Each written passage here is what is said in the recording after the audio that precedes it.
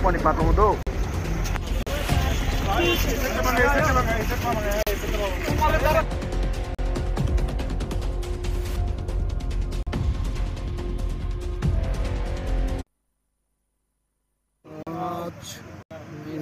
বিকাল অনুমান 2:45 দিকে আমাদের কাছে একটা খবর আসে যে বীরচন্দ্র মনোহর থেকে উদয়পুর যাওয়ার পথে